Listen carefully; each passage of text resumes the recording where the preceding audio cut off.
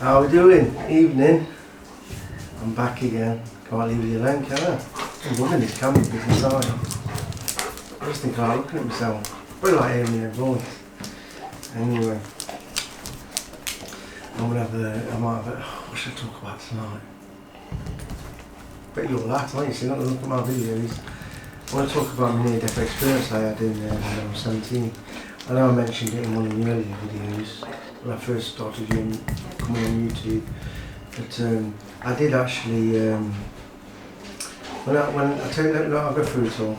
When I was 17, first passed my test, I went out and my dad's Granada, 2.8 litre injection, and as I went for a cruise round on my own, I banged into one of the guys I knew from school, like a school friend, and I think I seen him when I was having a chat on the side of the road. So I said, do you want to come for a bit of a spin? So I excuse me, went into Nottingham town centre. I would drive around and whatever, I put the music on, and cutting it short, was coming back out of Nottingham, and we have what you call Dalby Road, which is like 2 lane all the way from Nottingham. Obviously there weren't speed cameras then in them days, and talking 1987, showing my age now, 51. Whoa. And this Granada was a T registration, I think it was, T Hunter. And it's easier for the people who know Dalby Road, who's from Nottingham. But when you come up to where there used to be the AA garage, you've got the train bridge, what comes over, and now there's all the Jaguar garage and everything. I don't know, there's Jaguar and other garages, isn't there? Is it Toyota or another one? I can't remember what else is there. And so I'm coming down Dalby Road, I'd gone past where the Savoy Cinema used to be, them lights. So then you come in, and then on your left you've got the big park, and then you've got that sharp bridge what comes over, and then comes set traffic lights. Well, what was happening, I was coming past the Trent Barton bus, one of the early old soccer ball for dogs. I got, hey, watch it. I got one of the, as I'm going past, just get the ball. Oh, Jesus Christ, these dogs have balls. Ready, edge, get harder. And so as this, I'm following this Barton bus, and as he's going round on the bend, coming round, I decide to overtake him. So we're both going round together, and he's going that fast. He's coming out of his lane. You can see actually the rubber on his tyre slowly drifting out. So I started to, being a new driver, I started moving over a little bit, and as I moved over, obviously there was nothing in the central reservation, and I remember this. There was a dark blue Ford Fiesta coming towards me on the other side of the road. He was in the outside lane as well. And in my own head, I thought I was going to just go head on with this Ford Fiesta. So that would have been the time of impact. As I thought I was going to hit this car, I mean, I never mentioned anything to my friend. As I was going to hit this car, thought I was going to hit this car, I never did. Just in a big bright flash, big bright light, like one of them old like Western cameras, you know, like the old cowboy cameras. You put the cloak over them, you go poof, and a big load of powder and white bright light. It was exactly the same as that. And then it was just like an old-fashioned movie reel, black and white movie reels, like just start flicking through all I could see is all the pictures, but it was like a live picture, if you know what I mean. Everybody was doing the thing, moving about, but it was going in sequence.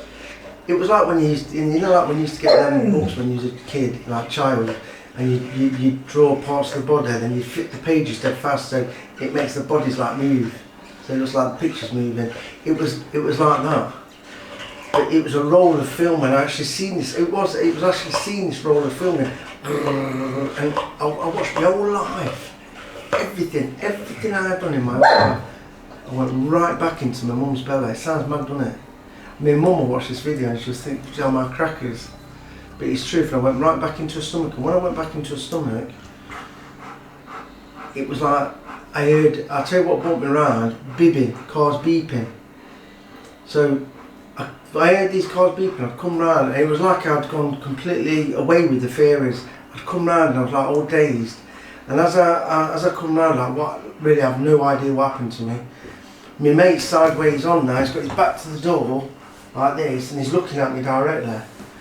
And he's got his legs up, even up in the air, into like the middle bit. And he went, he's got water coming out, streaming out the side, and he went, what the fucking hell happened to you? Really? Shitting himself, absolutely shitting himself. Right, and I went, I don't know. Because I was just lost with it, I was just completely lost with it all. He went, fucking take me home.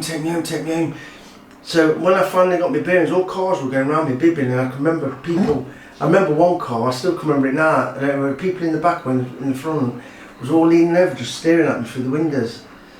And I finally got it going, and we never said a word all the way back to his house. It was just like I was keep growling because he wanted me to throw the ball. All the way back down to the house, we never said a word, and he just got out the car. I've never seen him again after that. We never spoke. We didn't have mobile phones in them days, but we never had no contact at all. Because really, I only sort of really mix with him sometimes, when not all the time, but when I was at school. Didn't really mix with him too much after school, because obviously I left school before normal people. I sort of walked out. I did walk out of school at 15, before I was even 16. Because I didn't have some uniform to go to a college, and I was always skiving off school. So I left school with no exam results, nothing. I didn't have anything. And look where I am. I've done well in life, I've done alright, done well for myself, highly intelligent, did what I wanted to be a long distance lorry driver, did it, knew when I was at school I wanted to be a lorry driver. All the 6-week holidays, straight in the lorry with my dad. One interested in girls? No, not interested. Working. Just going to work with dad, the old 6-week holidays. Obviously, when we went on holiday to Hungary and when we came here, but in between all the times we had off or any time I could go with my dad, even if it was, when I say like 6-week holidays, I'm on about the times when we were in Hungary and then he was working, and then the weeks we had, I went to work with my dad, or any school holidays. Even if it were 2 week, 1 week, all them Easter bank holidays, all that lot, I just went to work with my dad. But that's another thing. But I'm just saying, I took him home, and we had no contact after that. And I went there. Obviously, I went straight back home, and I went straight to my mum was in the house, my brother there, my dad. They didn't believe anything. All my dad says to my brother was, "Oh, he was a new driver, innit? Just scared, shit himself up, sort of thing." I went, no, it's really weird. I couldn't really talk about it because at that time, what happened to me and what I seen, I don't even think I mentioned it. It was so messed up, and I didn't realise. I was 17. It wasn't till really later on. I mean, I didn't even have a computer when computers first come out. I mean, there was some people at schools who had all these, like Commodore 64s and all this. Like they had this sort of old-fashioned computers. I didn't have any of that, and nothing like that. And I didn't really get. I remember it wasn't until I was. It wasn't until I was 35 when I was looking at the laptop. My brother had got me a laptop. It was before 35, but I remember looking at this, googling, and I was looking about near. I don't know why we're doing it, but I come on looking at near-death experience, and I come across this. Somebody had a life review. A life review is a near-death experience, but the whole experience is different. Now, I don't know whether my heart stopped and I actually died, but the best thing about it is, what's the most weirdest thing, I want to know how the car got from where I was, but at the time when I was going to have the impact, how did the car go like 150 yards, round a bend, over a bridge, and stop directly at the traffic lights, perfectly on the line, not in the other lane, perfectly at the traffic lights. That is what I want to know. And the only person who would have seen any of this is the lad who was sitting next to me. I've tried contacting him. No, just nothing. But like I said to you, I've never seen him after that, ever. Because I didn't mix with it. Once I'd proper left school and whatever else, I know that was, I'd left school then, but I was mixing with people in Nottingham, different kind of people, or mixing with none of my school friends. Except my Italian mates who went to the school, but they'd moved away to another area in Nottingham, and I was then seeing them up there. But we had completely different mates. We weren't our usual mates what we used to have at school. We had completely different. This is what I'm saying to you.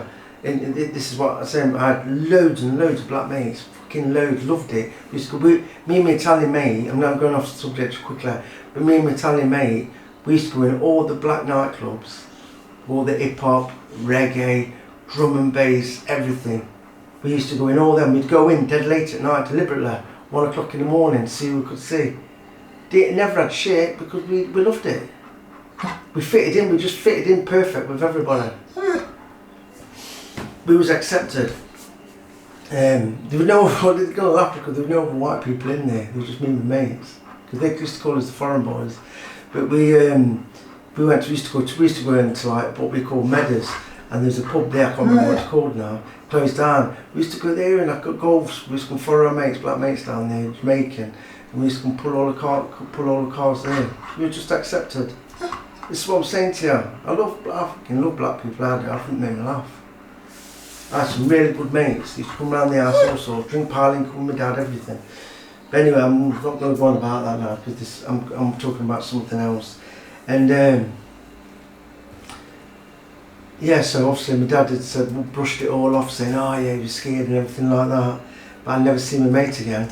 But like I said to you, I want to know, how did that car get to there, to them traffic lights, when theoretically I'd either died, my heart stopped, it's going to start coming out of all this scenario, isn't it?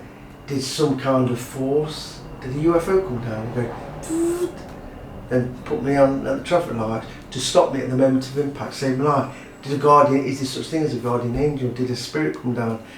The only person who's going to know is the person who's sitting inside of me. Did my eyes close? Did I go into a fit? You know, I'm driving, hands on the steering wheel, cruising along, music on. What did I do? Did I let go of the steering wheel? Did I close my eyes and drive the car? Was I in another? I can't even tell. All the things I'm saying to you, I can't even. I'm just saying all these scenarios.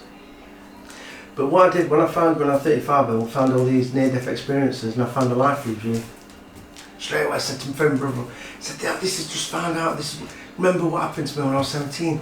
I've just found out something, what's happened to other people, near-death experience in cars, life reviews, with the people who tip boats over, them canoes and things, all sorts of things.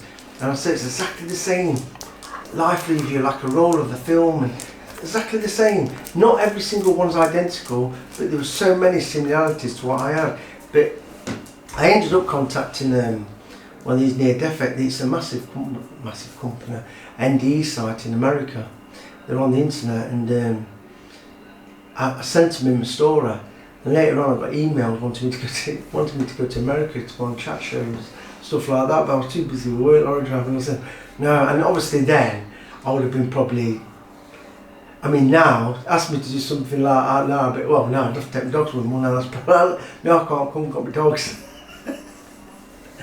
But yeah, it was horrible.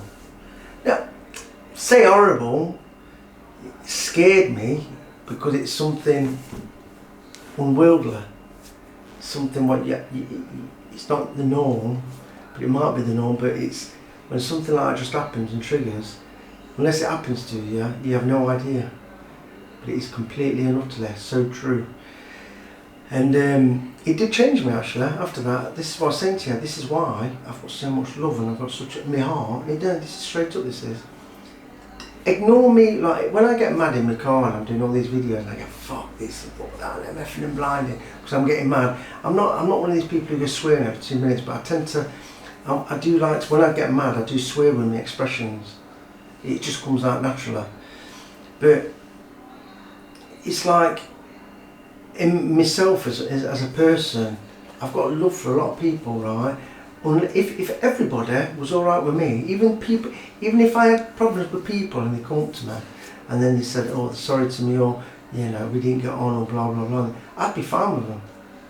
It would have to have done something really, really, really bad to me for me not to have any contact with them at all, way of not communicate, just not have anything, not attempt to F off or whatever.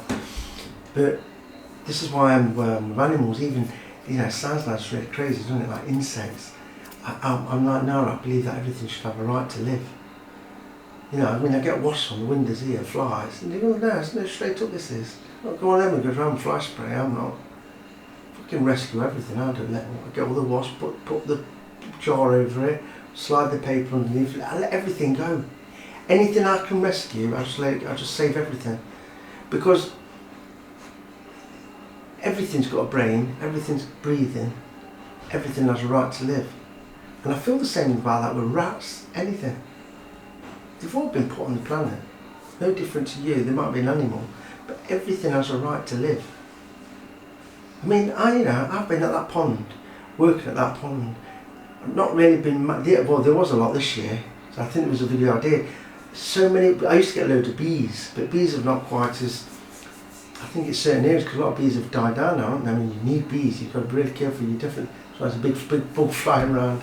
Bees are really important. I mean, bees, I don't even put the jar on them, I get them on my finger, bees, and put them out the window. Wasps, them yellow jackets, I'm a bit scared because they hurt. I'll piss my pants, one of those things, man. But I've been at the pond where there's been loads flying around me and everything. Never ever been stung. I just don't go wafting my hands about doing all this, because that you start doing that, you make them aggressive, and you lost sting your head and everything. But yeah, it changed me for the better. I think it made you think a little bit more. Your art's got a lot more feelings for people and animals. You completely change. And it is. It's like it. Sometimes I often think, you know, just things like that happen deliberately.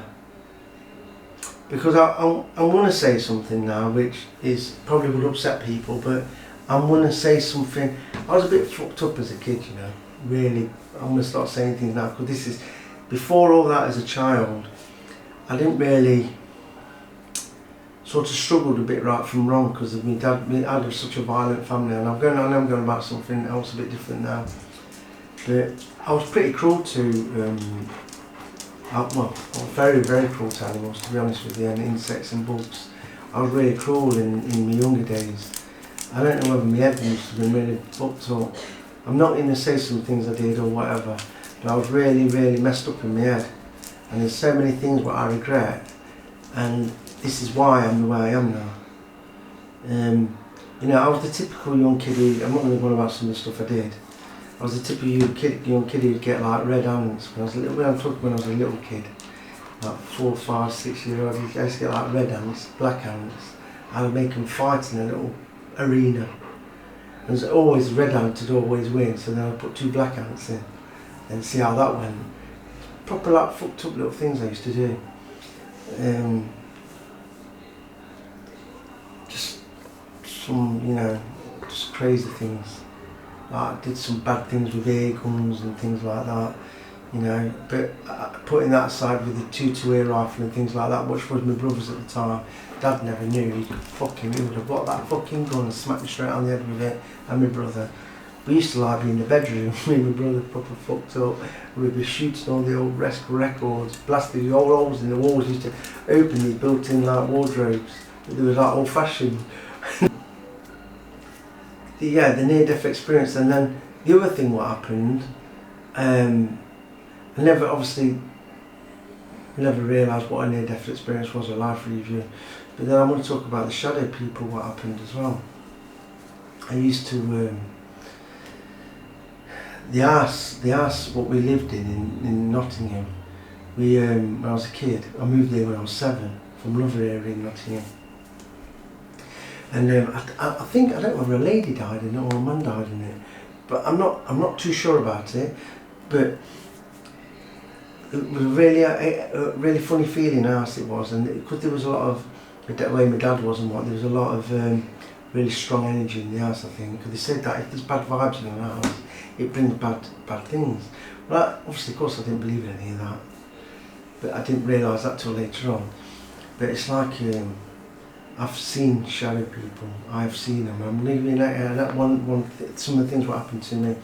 There's one where I was in the bedroom one night, and I'd already had a lot of all the curtains moving in the house. Been through all that. Them big like velvety curtains you used to have in the 70s and early 80s. So like these like maroony brown ones. They were quite decent curtains. Really kept the heat in. You know, and we had proper big French doors at the back of the long. We used to have like a about 25-foot living room, and then because we knocked the wall out in the middle. My dad knocked the wall out in the middle, so it was all one big room. And then the other room, see, that would have been a dining area. Then you would have had your living room. But we still class that as the dining room. We still had the table there and all the drinks cabinets and everything else.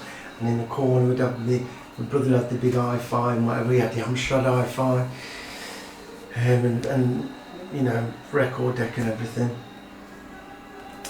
But these curtains would, you know, I've been in the house on my own, but these curtains, I used to always be, when I was at this end of the living room watching TV, I'd always concentrate on these curtains. There were no radiators behind them. The radiators were against the wall here, what we fitted later on, after we moved in. But there were no radiators in the house at first. So we did all that later on, but they weren't behind the curtains, so there were no heat source that was making the curtains move, you know, like draft off the heat. And the French doors were really didn't get any draft coming through there either. But the curtains would sometimes move and they just flutter around a little bit like that, then they'd stop. And you know, it used to always play on my mind. And when we used to have a dog, we used to have a mongrel dog named Sutter. And we called her Sutter because she was black, right? But don't fucking start, but this is straight up, called her Sutter. I'll tell you why I called her Sutter. So I used to always watch, Sutter, like Sutter, yeah, black, and obviously we used to watch, what was the programme with the puppets, the little, it wasn't a black, it was called Sutter, and then there used to be a little grey character, and this was an orange character, little puppets. We used to, his name, one of them was named Sutty, and that's why I got the name, that's why I think we called her Sutty as well. But she was a lovely dog. She was like a little wolf, dead long fur on her, dead nasty aggressive she was. Great dog, I love her, female. She used to always run in the corner of the house, but my dad got small dogs, because Hungarians do not like dogs in the house. He'd come in from work and say, the bloody other fucking dog's been in the house again, who's had the dog in the house? Fucking dog that belongs outside. He changed years later on, he changed, but we didn't have another dog after her. I mean, Dad hated cats. But after I suddenly bought him a cat home to my mum, oh, my dad was in love with his little cat, wasn't he? Because he'd watch his films, his western films, spaghetti westerns, like his Clint Eastwood and whatever, and his little cat would be sitting, oh, he loved his cat. If the cat was sitting with somebody else, he'd want the cat to come and sit with him. But my mum had ended up, yeah, he loved cats, and I can't remember my mum's cat's name. She loved her, my dad loved her. And yeah, so such a bark into the corners, always be barking. But things what had happened to me, I'd go to sleep at night, well, I'd go to bed before my family because I was knackered. And it was just a horrible feeling in the bedroom. It wasn't like just going to bed and being scared, nothing to do with that. It was turning the light off, but I always had that horrible feeling that there was somebody, it was always the same. It was in one corner where there was these built-in wardrobes. I could always sort of see a silhouette of something there, and I just ignored it. I didn't want shadow people. I didn't never heard of shadow people. Can I just say that first? I have no idea of shadow people. I didn't find all that out till later on in years, because we didn't have all this internet and all this YouTube shit. Not shit. All this YouTube. Didn't have any of that. No, nothing like that. I didn't want shadow people. All I'm saying is, it was like seeing somebody, but I didn't really know what it was. All I would say is that, okay, we knew that there were people that say there were such things as ghosts, or there were people who didn't believe in it. So all I was thinking was, what's that black ghost or silhouette shadow in the corner? Anyway, so time went on. Things like curtains would move in my bedroom, and I'd go to sleep and I'd hear things. And I remember this one particular time, I seen something in the corner of the room, and I honestly felt my door, I swear to God, I seen my door move, a little bit, close a little bit. But I could hear my mum and dad downstairs and the TV going, and the feeling was horrible because all the lights were off, but I then would turn my lamp on in my bedroom, and I'd be looking around all the time, nothing, then flip the light back off. Then I'd get to sleep, and I'd hear funny little noises, rustling noises in the bedroom, like something moving about. And this one particular time, I mean, I was bordering on really shitting myself, lying in bed, and I pulled the covers sort of towards the top of my head, and I was sort of like, you know, when you sort of get like under the covers when you're a child, and you get that real big sweat on, you can't breathe, and you just don't move, you're just frozen.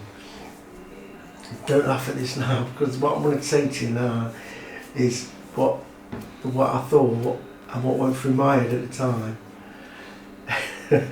I'm lying there at the top of the bed, and the covers at the bottom of the bed, it was as if somebody was crawling up the bottom of the bed covers. So the light, I'd actually had the light on, but I could feel somebody coming up the bed, and I've got my eyes wide open, and all I can think of is some arms or claws about to scratch me. That's the feeling I had. That's how it made me feel that way. That it was something not normal coming up the bed, and I suddenly just jerked, and suddenly I felt like that on my arse cheek, right? But you're gonna laugh. The noise, what was coming up the bed. I'm embarrassed to be saying this. I'm really embarrassed, and I shouldn't be, because it's straight up. It was like something was coming up the bed eating a packet of crisps.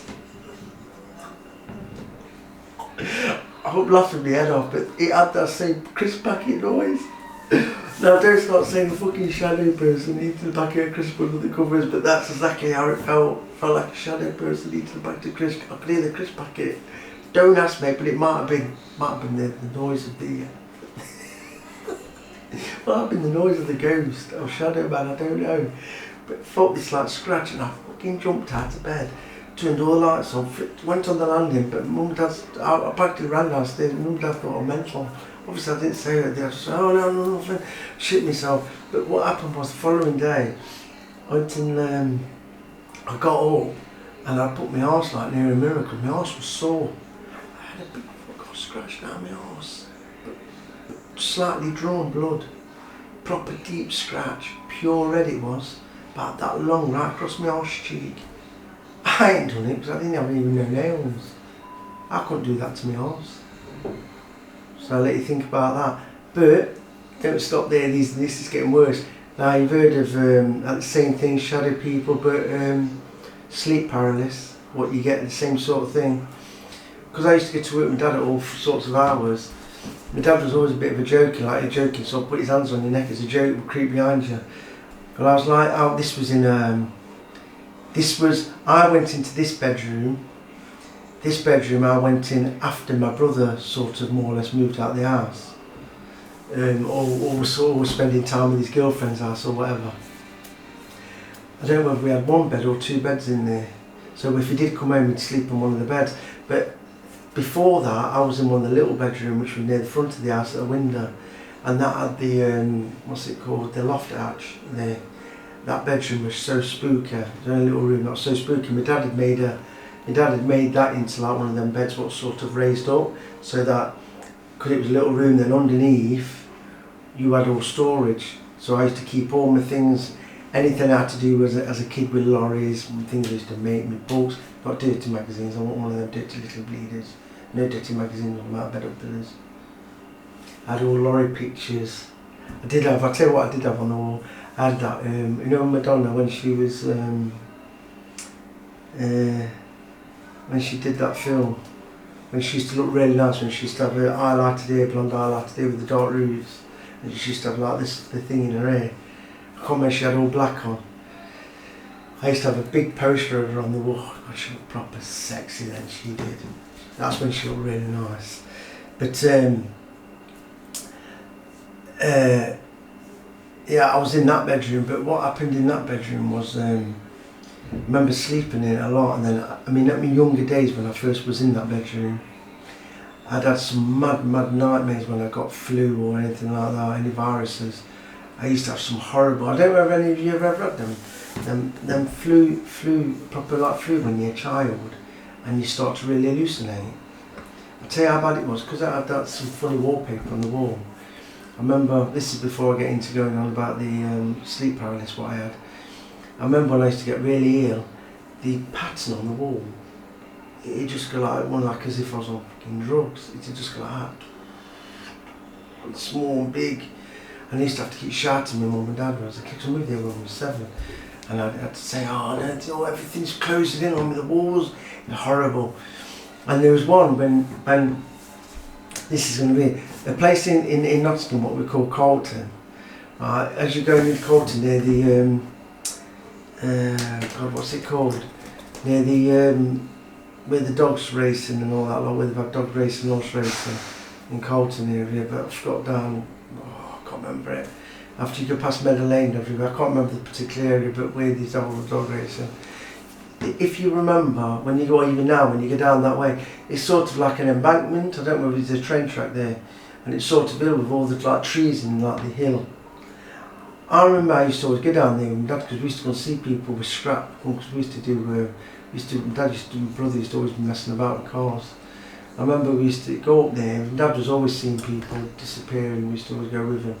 And I remember when I used to have a nightmare, I always had this, because that looked massive to me, that hill as a child, it looked massive, that, you know, because obviously that would then go up towards Mapley or Colton or back of Stenton or wherever it was. I remember them trees, I'd be having a nightmare and all them trees would then fall. I don't know why, particularly that area, the trees would fall, then they'd start rolling like logs. And then all these logs would be rolling towards me. And it just like, then I'd just get crushed. And then I used to always have, then if I didn't have that, these were all reoccurring nightmares I used to have when I was ill. And I used to get like flu or whatever, all bad colds. And then I used to always get, you know, the falling one? Oh, that falling one was absolutely horrible, you know what I mean? When you're in like an high window or in a plane or somewhere high, fall, but the feeling of you falling, it was like so real. And then just before you hit the ground, you wake up. You could even feel, you could even feel the wind and the pressure in your heart was racing. You just knew that you was going to die. You'd be falling from anything. You could be falling out a window, off a hill, mountain, off anything. You know, parachuting, the ropes are horrible things. And you'd be falling crazy speeds, and just before you hit the impact, when you think you're going to die, you jump up there quick, and then you wake up. Horrible. You just get, I was having that all the time. But and I know you're probably all thinking, you've got fucking flopped up my imagination, you have. But I'm telling you, I used to have all this, because just crazy things used to happen. But what happened was, I used to get to work with my dad at crazy hours, at 1 o'clock, 12 o'clock. We used to always start work, the next lorry drivers start work from midnight. When on mornings, days is from Sunday midnight. So my dad would start work from 12 o'clock onwards, midnight. A lot of the times when we used to get to work, it was always between 2 or 3 in the morning.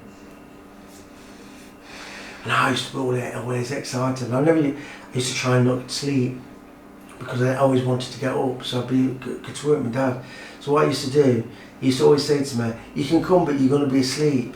You know, and my dad was very, very serious. Especially in his young days, really serious. And then like he was one of them sort of people, he wouldn't want to wake you up. I mean, I wouldn't want to wake my kids up if they was going to come to him. I wouldn't want to wake them up fast out.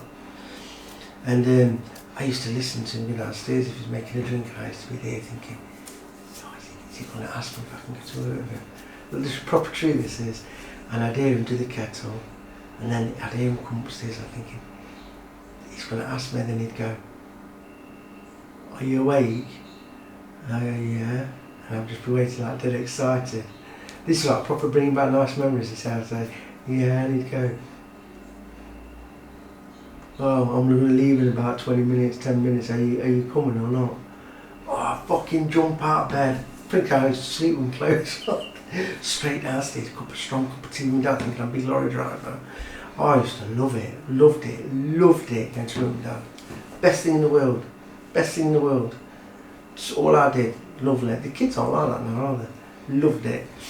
I mean, you can't really get to work with Dad lorry driving now. I think it's all insurance and everything. But them days were brilliant as a child. But there were some mornings he used to I'd have this sleep paralysis, lying in bed, and I feel this massive weight on my chest. This is all not made up, this is not saying it because I've seen it on YouTube now. It is like this. I'd feel a hand around my neck. I used to always think it was my dad joking around, coming to strangle me as a joke when I was fast asleep. And when I'd open my eyes, there was nobody there. But I'd feel the same pressure on my neck, but then I couldn't get my body up, and it was like a massive weight on my body. 200 kilograms of weight just holding me down, pinning. I felt pinned down. And then I'd go like that. I tried to shout my mum and dad, or anybody, just to make a noise that somebody had come. Couldn't even speak, couldn't even shout. But all I felt was this pressure on my neck, strangling. I couldn't breathe, and I couldn't shout, and the pressure was all on my legs. I couldn't even move my legs. You are like frozen. It's like you're frozen scared. I had that loads of times in that bedroom. It's horrible, horrible. That happened to me loads, and that's another thing. I didn't find out about all that till later on in life. But I've had it, and it is absolutely horrendous. I had some mad things happening to me as a child. But yeah, what else happened? Oh yeah, the main thing what happened in the house. This is what happened later on. This is when I was dating my girlfriend. I was like 17, 18. I remember we was in the living room, and there was me, my girlfriend, my niece, my mum and dad. So we're all in there, and we're watching TV. And I was sitting on a single chair like this, but here, so the TV was in the corner. My next door neighbour's house was there, joined up to their house. And then my dad is sat on a single chair here. Hey, no survive, Luna. So it's good. When the dogs move about, they just sit onto the. See you, baby. Fix it. When so what happened was, my mum, my niece, and my girlfriend was sitting on the chair, and they were just all concentrating watching TV, and I was, and they had the little lamp on, all the curtains were shut. My dad liked everything private, he didn't want to lose like.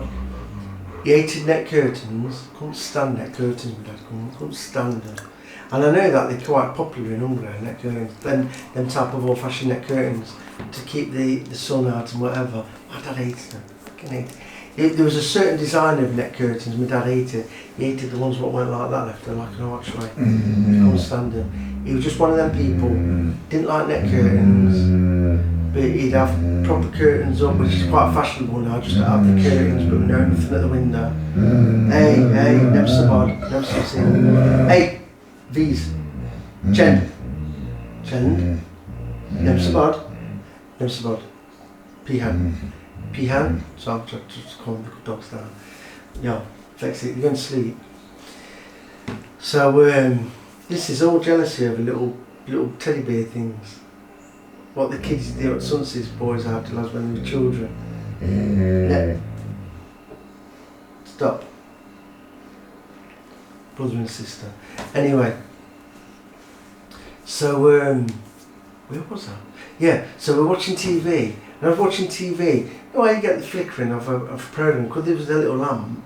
We used to be, was it a lamp? No, we didn't have a little lamp. It was one of those tall lamps on the wooden with like the lamp material with the tassely bits coming around. It was a maroon one with dark wood, and that was in the corner because we had another drinks cabinet with lights on in the corner as well. Everybody knows like the early 80s and stuff like that, and mid 80s, and so we're watching this film or programme, and you could see all the flickering, the shouting up. But the reason what made me start looking at all these like flickering off the TV and the shadows of the programmes, because I seen something coming out the wall here, walking straight across. So it basically went straight through the sofa, what my mum, girlfriend and niece was on. So I'm sitting there and I'm looking at the TV, and then I'm looking at the flickering of the TV, and then I'm looking at this like shadow. So I didn't know what a shadow person was, and it did have an hat on his head. It sounds mental, doesn't it? But it's so true. It's God's truth, this is. God's truth. So it walks across this room dead slow, just normal, but massive.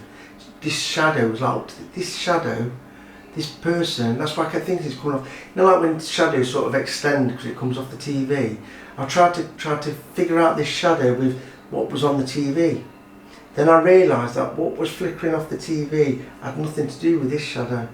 But then this shadow was a full person. It was just like a shadow, proper arms. You could see everything moving, the legs moving, everything. You could see the shoes. But obviously it was a shadow. There was no real structure to the face, but he did have an hat on his head. But he was up to the ceiling. And he sort of just went dead slow, straight across the living room. And I actually was sitting like this, facing my dad, and they was watching TV. But nobody was concentrating on me because I was so sort of, I'm trying to looking at them, but have they seen what I've seen? So I actually watched this thing just do that. So it goes like that, right across, and I just do that. And it just goes straight into my neighbour. He probably couldn't see you, T. Did you ever see him? He went straight through the wall into your house. Right? And he just gone. I never could say anything because I couldn't figure it. I couldn't think any of these things when you were younger. Or I mean, I wasn't young now, I was like 17, 18. But it was just such weird shit. But I did say something, right, to my girlfriend later on that night. Because she used to stay, she was practically staying at the house all the time with me. She just sort of moved in with me a lot. And, no, I'm not a randy sod. It's just truth. I used to like bum my dad up saying, oh, can I just stay over? Because it's too half good because I've got to drive her back to her mum and dad's. Just let her stay the night. And then when my dad used to go away a week, I'd have her staying around the house. Dirty bleeder. Anyway. And then I'd take her to college or whatever else. And then the funny thing is, that was a Friday night, and on the Saturday, me and my girlfriend had gone out. My mum, I don't know if my mum was at work or she was at home, had gone out, I think she'd gone up Easton. My dad was on, he'd started early about 3 in the morning doing a job, but he was going to come back in the afternoon. So he'd gone to work. My niece never thought, she thought he'd either come back from work. She was sitting in the same chair as what I was sitting on. And she felt like, as she was sitting there watching TV, she felt like my dad had come behind her. And she actually turned around and says, oh, Grandad, blah, blah, blah, blah, blah. She turned around, and what she saw, something disappeared. So when we come in, she went, oh, you're not going to believe what happened to me. I thought it was Grandad. And she was nearly in tears. Oh, you're not going to believe what happened. And I went, what? She went, I turned around, there was like a shadow behind me, and I thought you were going to put it. Obviously, I'd never said anything to her. So when I told her what I'd seen, it just made all my ears stand on end, everything.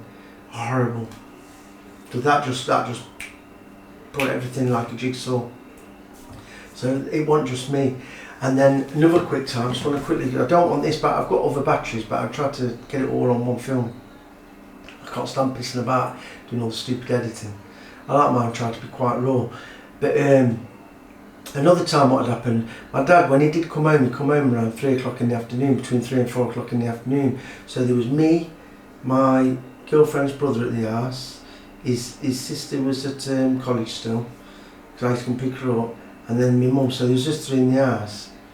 And her brothers used to sometimes just hang around me and he'd come out in the car and whatever with me, if he wanted to see his sister. And we thought, we didn't hear the front door, but we'd heard somebody come in, and that's when people used to come into the hallway, into the house, because it was an old Victorian house, all the floorboards used to creak, and the 3 bottom stairs would creak. But we used to have a hoover in the pantry, what was under the stairs. Now a lot of people did have pantries under the stairs. We had a little door when we put all the clothes in there, shoes in there. We had I think it was like another freezer in there or whatever, chest freezer. And whatever else bits and bobs used to keep in there. Dad used to, I can't remember, all sorts in there anyway, sprays and whatever else. And somebody had come in. We thought it was my dad, and my mum says, oh, your dad sneaked in like he does when he comes back from work. He used to go to the Red Car, go for a couple of pints, then go straight sneak in, or didn't sneak in, just go straight to the toilet. So we'd heard somebody walk, we didn't hear the door shut, but we heard somebody walk along the little bit of the floorboards. I'm going to have to change the batteries in a minute. In fact, let's see if I can get this done before it cuts out. So the lights just come on. So I We heard he walks a little bit, then goes up the stairs, we had footsteps going up the stairs, and then what I used to do, because the Uber used to stand up in the pantry against the door, the Uber used to always fall down if it was standing up and somebody went upstairs.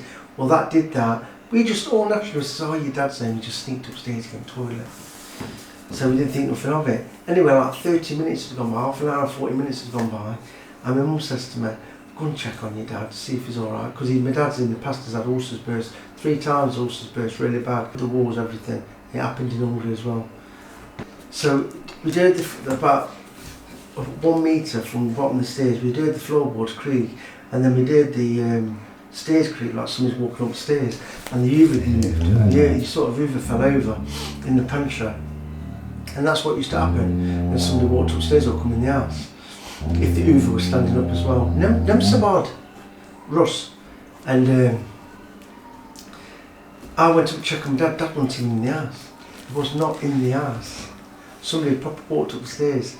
And I actually then went outside, checked car, went onto a road which is called Salisbury Street, which is around the corner. Dad's car wasn't there. Mum had contacted him. He was away. He wasn't even coming home. He said he was coming home that day, but he never did come home. He was away, working away. He was somewhere in Bristol, somewhere. But the point is, right, so then his sister in the house, questioning it all. What was it? Who was it? And this is what I'm just saying to you. So many things. It's like I used to go, when I used to go and have a bath and I had to wash my hair.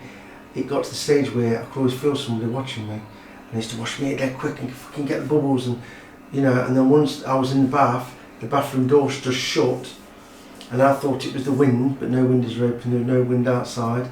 Nobody had shut my door. I used to go and shout and say, oh, somebody just shut the door. I used to leave it ajar, you see, because I'd always have my music on, because I've always loved music, so I'd have my music in the big bedroom, I'd have my stereo in there, and the door just suddenly just proper slammed. It was always left about that far much ajar.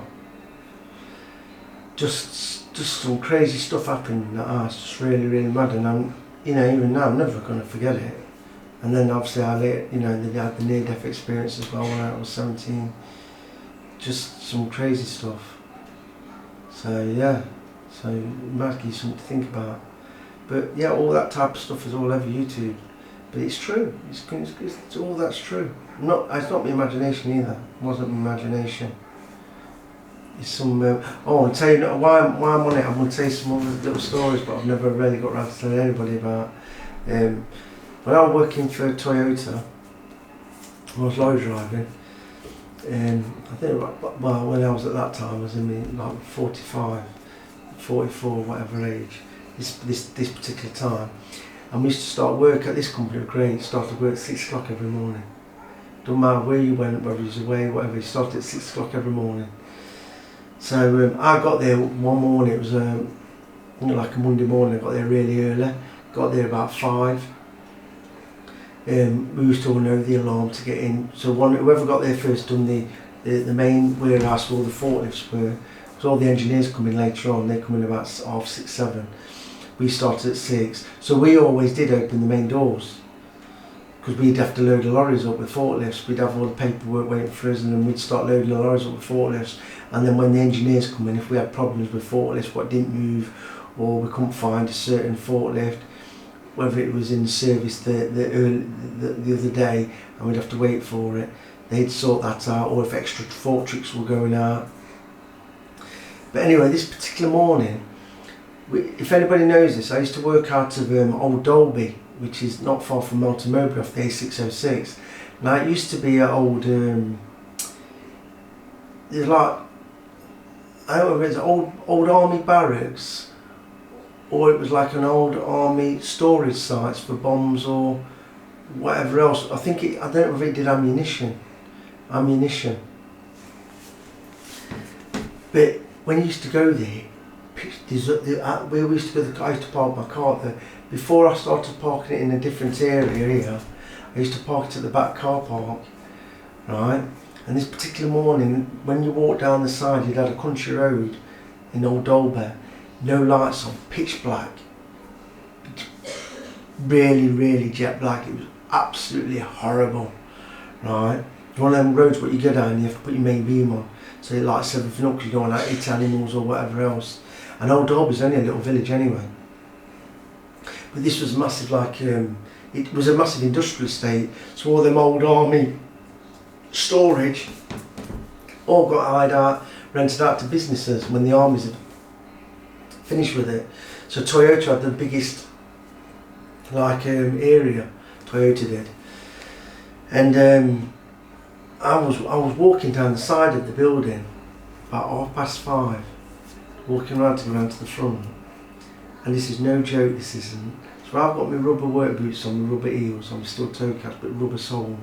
And I'm walking, dead casual, nice summer's morning, no rain, nothing, pitch black, right? But you do tend to get sometimes that thing, you do tend to look around, because there's sometimes nothing to do with our trailers. But if there was other our drivers in the week, they'd have night out on the left hand side. But there was just a couple of taut line trailers, what they had for putting pallets in.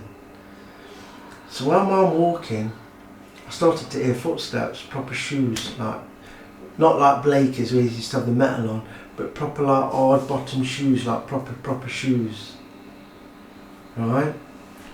Started walking, but the point is, I've just gone, oh, this is worse than this making my eyes water now, because I weren't a child. This was, look, my whole back, I've actually gone goose pimply everywhere. All my ears have stood on end. I wish you could see this, all my ear, can you see?